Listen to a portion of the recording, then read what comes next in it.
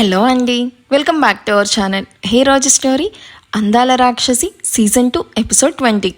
ఇక స్టోరీలోకి వెళ్తే ఆయుష్ ఆశీను అలా విసురుగా సోఫాలోకి నెట్టడంతో సోఫాలో పడ్డ ఆశి లేచి కూర్చుంటూ ఆగిపోతున్న ఊపిరి తిరిగి రావడంతో కష్టంగా ఊపిరి పీల్చుకుంటూ ఉంటుంది. లిఫ్ట్ బటన్ ప్రెస్ చేసి ఓపెన్ అయిన లిఫ్ట్లోకి వెళ్ళబోతున్న ఆయుష్ ఆశీను అలా చూసి వెళ్ళలేక మళ్ళీ వెనక్కి వస్తాడు. హాల్లో ఉన్న ఫ్రిడ్జ్లో నుండి వాటర్ బాటిల్ తీసి ఆశీ ముందు పెట్టి తన వైపు కూడా చూడకుండా అక్కడి నుండి లిఫ్ట్లో తన ఫ్లోర్కి వెళ్ళిపోతాడు. ఆయుష్ కోపాన్ని చూసి భయపడుతూ ఉన్న ఆశి అదే ఆయుష్లోని కేరింగ్ని చూసి అక్కడి నుంచి వెళ్తూ ఉన్న ఆయుష్ వైపు ప్రేమగా చూస్తూ ఉంటుంది. తన ముందు ఆయుష్ పెట్టిన వాటర్ బాటిల్ తీసుకుని తాగి ప్రేమ అండ్ కోపం ఎట్ ది సేమ్ టైం చూపిస్తూ ఉన్న ఆయుష్ని ఎలా అర్థం చేసుకోవాలో అర్థం అవ్వక అక్కడే ఆలోచిస్తూ కూర్చుంటుంది. ఎంత ఆలోచించినా ఆయుష్ అర్థం అవ్వక ఆలోచించి చించి తలనొప్పి రావడంతో తను కూడా ఆయుష్ వెనకే రూమ్లోకి వెళ్తుంది. ఆశి రూమ్లోకి వెళ్ళి డోర్ లాక్ చేసి వెనక్కి తిరిగేసరికి ఆయుష్ అప్పటికే ఫ్రెష్ అయ్యి దియాను గుండెల మీద పడుకోబెట్టుకుని కళ్ళు మూసుకొని నిద్రపోతూ కనిపిస్తాడు. రోజు తనని కూడా ఆయుష్ గుండెల మీద పడుకోబెట్టుకునే ఆయుష్ ఇవాళ దియాను ఒక్కటే అలా పడుకోబెట్టుకోవడం చూసి మూతి ముడుచుకుంటుంది. డ్రెస్సింగ్ టేబుల్ దగ్గరికి వెళ్ళి లోషన్ పెదాల దగ్గర రాసుకొని లైట్ ఆఫ్ చేసి బెడ్ లైట్ ఆన్ చేసి బెడ్కి మరోవైపు తిరిగి పడుకుంటుంది. ఆయుష్ పక్కన పడుకోవాలి అని మనసు లాగేస్తూ ఉన్నా తను టచ్ అయితే ఎక్కడ రూమ్ నుండి బయటకు గెంటేస్తాడో అని భయపడి టచ్ అవ్వకుండా డిస్టెన్స్ మెయింటైన్ చేస్తూ ఉంటుంది మన ఆశి. కళ్ళు మూసుకొని పడుకుంటుంది అన్న మాటే కానీ ఎంతసేపటికి నిద్ర పట్టక అటు ఇటు తిరుగుతూ ఉంటుంది. హా అని చిన్నగా అరిచి అసహనంగా లేచి కూర్చొని డైలీ ఈ బీస్ట్ హార్ట్ మీద పడుకోవడం అలవాటైపోయింది. ఇప్పుడు బెడ్ ఎంత పెద్దగా ఉన్నా కూడా నిద్ర పట్టి చావడం లేదు. మమ్మీ అని ఏడుపు మొహం పెట్టుకొని టైం చూసిన ఆశీకి మార్నింగ్ 3 అవ్వడానికి 10 minutes ఉన్నట్టు కనిపిస్తుంది. అసలు నిద్రపోయినట్టు కూడా లేదు, అప్పుడే టైం 3 అవుతుంది. అవసరమా నీకు? ఈ బీస్ట్ గురించి తెలిసి కూడా పెద్ద రౌడీలాగా నీ బీస్ట్కి తెలియకుండా వెళ్ళావు. ఇప్పుడు చూడు, ఈ బీస్ట్ నీ మీద పగ పట్టేశాడు. ఈయన గారి కోపం ఎప్పుడు తగ్గుతుందో ఏంటో అని తలపట్టుకుని ఆయుష్ వైపు చూస్తుంది. దియా చుట్టూ చేతులు వేసి ప్రశాంతంగా నిద్రపోతున్న ఆయుష్ దియాలని చూసి నాకు నిద్ర లేకుండా చేసి ఎంత ప్రశాంతంగా పడుకున్నారో చూడండి. నువ్వు ఉట్టి శాడిస్ట్ మాత్రమే కాదురా, శాడిస్టులందరికీ అమ్మ మొగుడివి అని తిట్టుకుంటూ అమ్మో ఒకవేళ నేను అనేవి వింటే నన్ను మూటకట్టి బాల్కనీ నుండి విసిరేస్తాడు. కష్టాలన్నీ నాకే అని ముక్కు చీదుకొని ఒళ్ళో ఉన్న పిల్లో పక్కకి విసిరి కాసేపు కౌచ్లో, కాసేపు చైర్లో, మరి కాసేపు వుడెన్ సోఫాలో, మరి కాసేపు ఆయుష్ కాళ్ళ దగ్గర తల పెట్టుకుని నిద్రపోవడానికి చాలా ట్రై చేస్తూ ఉంటుంది. ఎన్ని ప్లేసెస్ మారినా తనకి నిద్ర రాను అంటూ మారం చేస్తూ ఉండడంతో అద్దం ముందు నిలబడి తనను తాను కొట్టుకుంటూ ఉంటుంది. ఇక ఆపేక్షించి లాభం లేదు. ఆశి ఏదైతే అది అవుతుంది, ధైర్యంగా అడుగు ముందుకు వెయ్యి అని తన భుజాన్ని తానే తట్టుకొని తనను తాను మోటివేట్ చేసుకుని అడుగులో అడుగు వేసుకుంటూ వెళ్ళి ఆయుష్ పక్కన బెడ్ మీద కూర్చుంటుంది.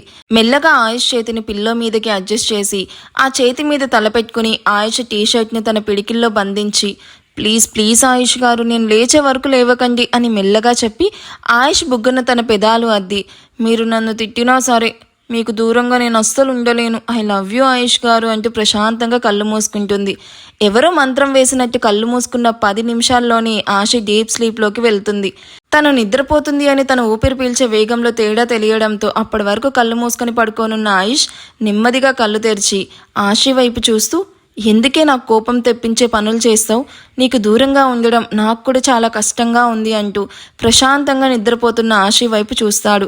నాకు దూరంగా ఉండమని చెప్తే ఇలా అతుక్కొని పడుకుంటావా అని తను ఇప్పటి వరకు రూమ్లో చేసిన సర్కస్ ఫీట్లు గుర్తు రాగానే నవ్వుతూ ఆశని ఇంకా తనలోకి లాక్కుంటూ ఆశి ఫోర్హెడ్ మీద కిస్ చేస్తూ ఆయుష్ కూడా కాసేపటికి నిద్రలోకి జారుకుంటాడు. 5 గంటలకి తను పెట్టుకున్న అలారం మోగడంతో నిద్ర కళ్ళతోనే తన పక్కనున్న అలారం వెంటనే ఆఫ్ చేసి ముక్కు రుద్దుకుంటూ తల పైకెత్తి చూసిన ఆశీకి తన ఆయుష్ మీద ఉండడం చూస్తుంది. హో గాడ్ అంటూ ఫాస్ట్గా ఆయుష్ నుండి దూరం జరిగి థ్యాంక్ గాడ్ ఈయనకి మెలకు రాలేదు, వచ్చుంటే అంతే అని పిల్లిలాగా బెడ్ దిగి ఇద్దరికి డిస్టర్బ్ అవ్వకుండా మొబైల్లో ఫ్లాష్ లైట్ ఆన్ చేసి చేతికి అందిన సారీ తీసుకుని వాష్రూమ్లోకి ఫ్రెష్ అవ్వడానికి వెళ్తుంది. ఆశి వాష్రూమ్ డోర్ లాక్ చేయగానే అప్పటి వరకు ఆశి పడుకోవడం వల్ల తిమ్మిరి పట్టిన చేతిని వదిలించుకుంటూ లేచి కూర్చుంటాడు ఆయుష్. నీకు వచ్చిన కష్టాలు ఎవ్వరికీ రాకూడదే ఆశి. ఇప్పుడు నెక్స్ట్ ఏం జరుగుతుందో చూద్దాం. ఆశి వస్తున్న అలికిడి రావడంతో ఆయుష్ బెడ్ మీద పడుకొని నిద్రపోతున్నట్టు యాక్ట్ చేస్తూ ఉంటాడు. దియా ఆయుష్ ఇద్దరు నిద్రపోతున్నారు అని అనుకున్న ఆశ డ్రెస్సింగ్ రూమ్లోకి కూడా వెళ్లకుండా అక్కడే చీర కట్టుకోవడం మొదలు పెడుతుంది. చుట్టుకున్న చీరను టేబుల్ మీద పెట్టి తలకి టవల్ నీట్గా చుట్టి చీర చేతిలోకి తీసుకుని నీట్గా కట్టుకుంటూ ఉంటుంది. ఏం చేస్తుంది ఇది అని సౌండ్ కూడా రావడం లేదు అని ఒక కన్ను తెరిచి చూసిన ఆయుష్కి తెల్లటి నడుం కనిపించడంతో కళ్ళు పెద్దవి చేసి చూస్తూ ఉంటాడు. ఆయుష్ కాశీలో ఇష్టమైన ప్లేస్ ఒకటి హార్ట్ అయితే, రెండు తన నడుము. మెయిన్గా నడుం పక్కన బుజ్జిగా ఉన్న పుట్టుమచ్చ ఇప్పుడు అది కనిపిస్తూ ఉంటే రెప్ప వేయకుండా అలా చూస్తూ ఉంటాడు. ఇవేమీ తెలియని ఆశి బుద్ధిగా చీర కట్టుకుని రెడీ అయ్యి పూజ చేయడానికి సైలెంట్గా డోర్ ఓపెన్ చేసి కిందకి వెళ్ళిపోతుంది.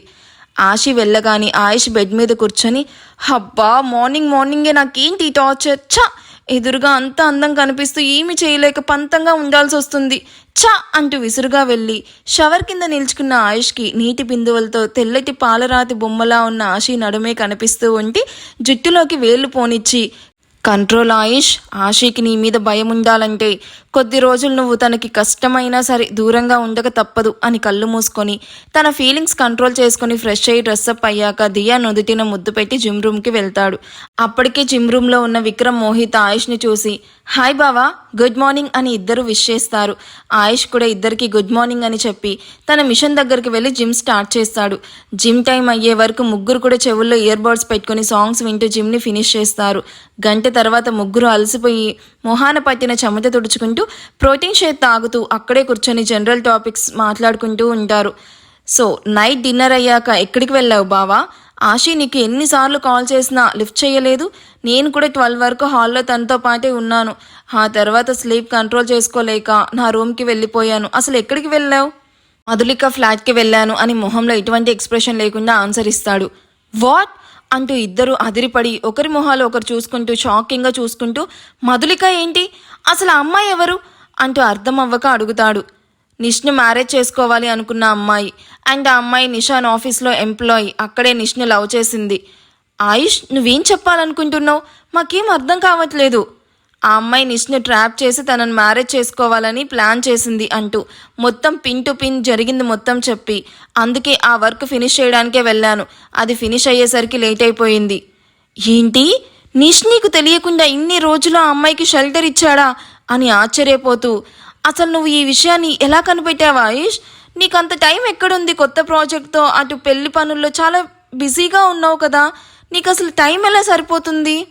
నేను ఎంత బిజీగా ఉన్నా మన ఫ్యామిలీ మెంబర్స్ మీద చాలా కేర్ తీసుకుంటూ ఉంటాను. ఇష్నే కాదు, మన మహల్లో ఎవరు ఏం చేసినా నాకు తెలుస్తుంది. పేరుకి అన్నలు ఎందుకురా? నిన్న మార్నింగ్ నుండి ఆశ ఎంత డల్గా ఉందో ఇద్దరిలో ఒక్కరైనా గమనించారా?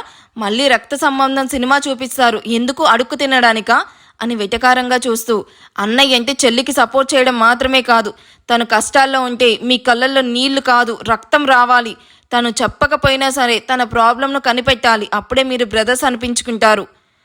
అయినా నా పిచ్చి కానీ మీరు మీ లైఫ్ షేర్ చేసుకునే వాళ్ళనే సరిగ్గా అర్థం చేసుకోలేదు, ఇక ఆశని ఏం అర్థం చేసుకుంటారు? ఇప్పటికైనా కొంచెం మెచ్యూర్గా బిహేవ్ చెయ్యండి. నిష్ అంటే చిన్నోడు, మీరు అలా కాదు. అంటే మీకు మ్యారేజ్ ఏజ్ కూడా వచ్చి వెళ్ళిపోయింది. సో మీ గురించి మాత్రమే కాకుండా ఇంట్లో అందరి గురించి థింక్ చేసి ఎవరికి ఎటువంటి కష్టం రాకుండా చూసుకోండి, అప్పుడే మీరు పర్ఫెక్ట్ కంప్లీట్ మ్యాన్ అవుతారు అంటూ అక్కడ నుండి రూమ్ బయటకు వెళ్ళిపోతున్న ఆయుష్ని చూసి, అంత అర్థం చేసుకునే వాడివే అయితే ఆశకి ఇంత పెద్ద పనిష్మెంట్ ఇవ్వవు కదా బావా. పాపం ఆశి, తను నీతో మాట్లాడకుండా అస్సలు ఉండలేదు అని తెలిసి కూడా ఎందుకు ఇలా తనని ఏడిపిస్తూ ఉన్నావు? ఆయుష్ చురుగ్గా మోహిత్ వైపు చూస్తూ, నీకు ఆశి బాధ మాత్రమే కనిపిస్తుందా మోహిత్?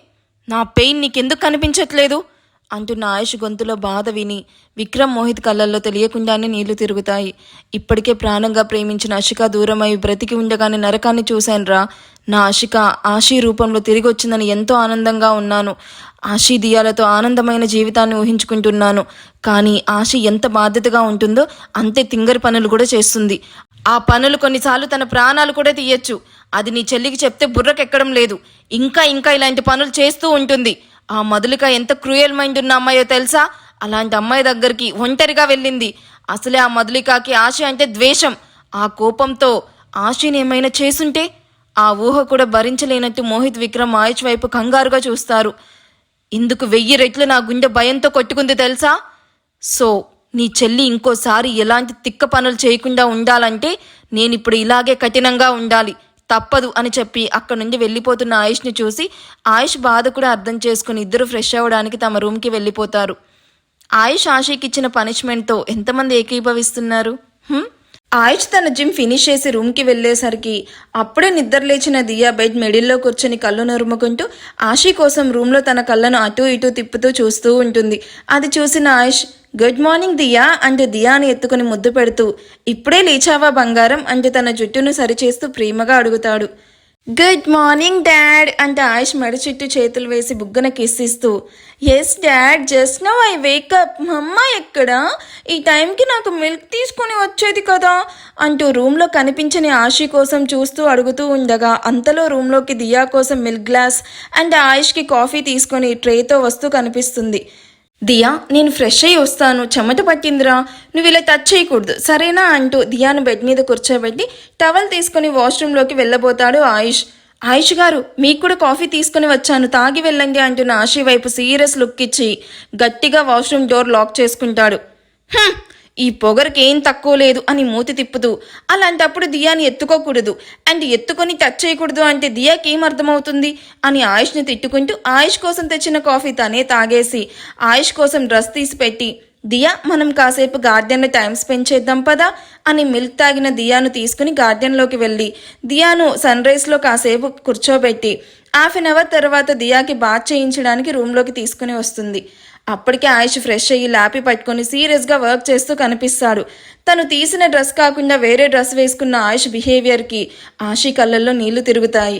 కానీ దియా ముందు బయటపడడం ఇష్టం లేక దియాని ఎత్తుకొని వాష్రూమ్లోకి వెళ్ళి తనకు బ్రష్ చేయించి నీట్గా బాత్ చేయిస్తుంది. ఆ తర్వాత డ్రెస్ అండ్ హెయిర్ స్టైల్ కూడా వేశాక క్యూటీ నువ్వు వెళ్ళి కాసేపు పియానో ప్లే చెయ్యి, నేను ఫ్రెష్ అయ్యి వస్తాను. ఓకే మమ్మ కమ్ సోన్ అంటే తన బుజ్జి బ్యాగ్ తీసుకొని బుల్లి అడుగులు వేస్తూ కిందకి వెళ్తున్న కూతుర్ని చూసి ఆయుష్ వైపు చూస్తూ ఉంటుంది.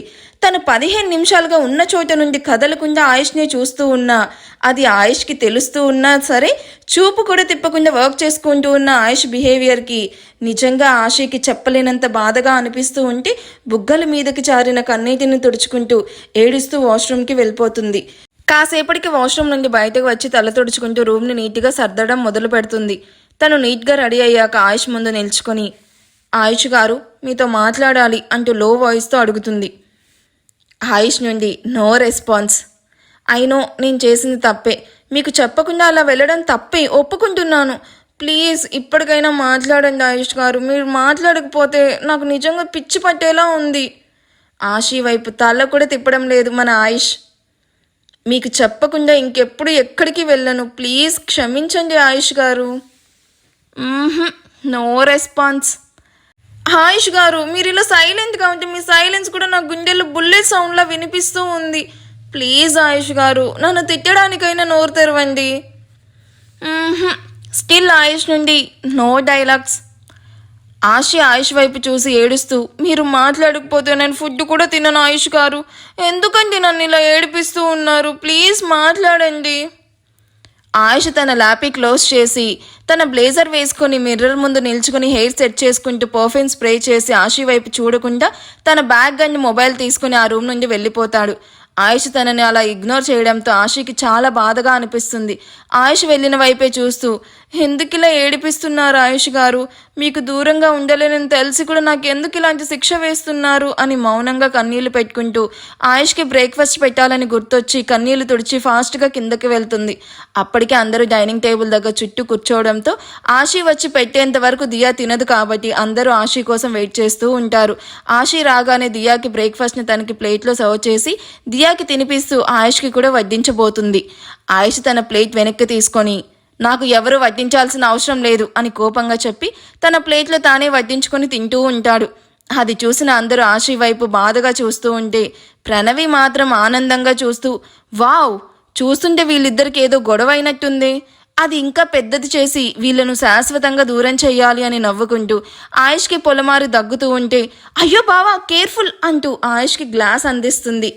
ఆయుష్ దాన్ని తీసుకుని తాగడంతో ప్రణవి ఆశి వైపు చూసి కళ్ళెగరేస్తూ చూసావా నువ్వు బ్రేక్ఫాస్ట్ పెడితే తినలేదు కానీ నేను వాటర్ ఇస్తే తాగాడు, అంతేనే నువ్వు ఎప్పటికైనా పరాయి దానివే అంటూ ఆశకి మాత్రమే వినిపించేలాగా చెప్పి ఏమీ తెలియనట్టు బావా ఇంకొంచెం తిను, ఆ బ్రేక్ఫాస్ట్ ట్రై చేయి అంటూ ఆయుష్కి తెగ వడ్డిస్తూ ఉంటుంది. ప్రణవి బిహేవియర్కి విసిగెత్తిపోయిన విక్రమ్ ప్రణవి డిప్ప మీద కొట్టి కాబోయే మొగుడిని పట్టించుకోవడం తెలియదు కానీ ఆయుష్కి మాత్రం బాగానే వడ్డిస్తున్నావు. ఫస్ట్ అక్కడి నుంచి లేచి నా చైర్లో కూర్చో, నేను అక్కడ కూర్చుంటాను. నేను రాను, ఇది నా చైర్, కావాలంటే నువ్వే వేరే చైర్లో కూర్చో. లేస్తావా ఎత్తుకొని కూర్చోపెట్టాలా?